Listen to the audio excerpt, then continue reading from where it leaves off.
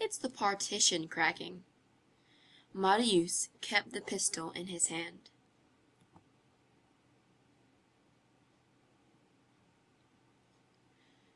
Chapter 18. Marius's two chairs form a vis-a-vis. Suddenly, the distant and melancholy vibration of a clock shook the panes.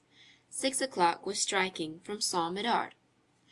Jondrette marked off each stroke with a toss of his head. When the 6th had struck, he snuffed the candle with his fingers. Then he began to pace up and down the room, listened at the corridor, walked on again, then listened once more.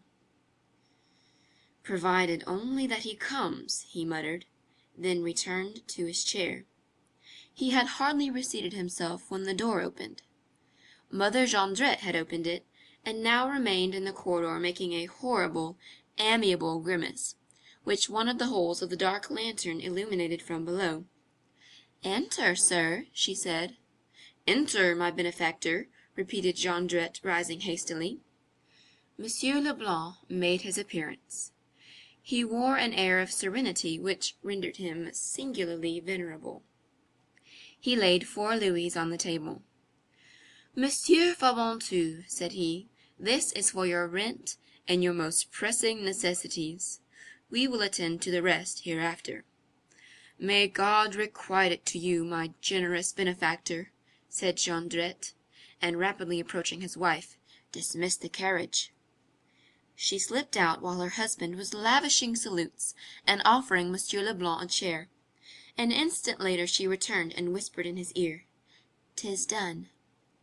The snow, which had not ceased falling since the morning, was so deep that the arrival of the fiacre had not been audible, and they did not now hear its departure. Meanwhile, Monsieur Leblanc had seated himself. Jondrette had taken possession of the other chair, facing Monsieur Leblanc.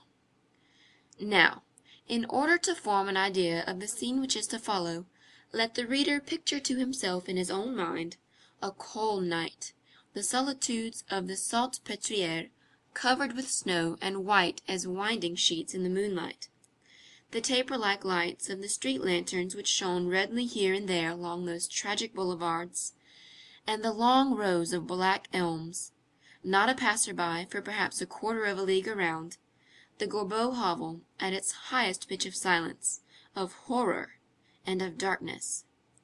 In that building, in the midst of those solitudes, in the midst of that darkness, the vast Jondrette garret lighted by a single candle, and in that den 2 men seated at a table, Monsieur Leblanc tranquil, Jondrette smiling and alarming, the Jondrette woman, the female wolf, in one corner, and, behind the partition, Marius, invisible, erect, not losing a word, not missing a single movement, his eye on the watch, and pistol in hand.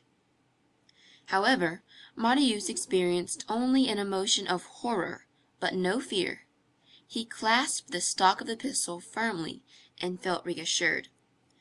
"I shall be able to stop that wretch whenever I please," he thought. He felt that the police were there somewhere in ambuscade, waiting for the signal agreed upon, and ready to stretch out their arm.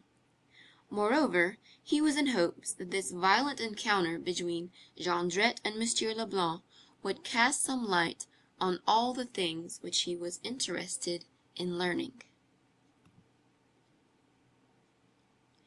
End of Book 8, Chapters 17 to 18. Recording by Stephanie from Louisiana.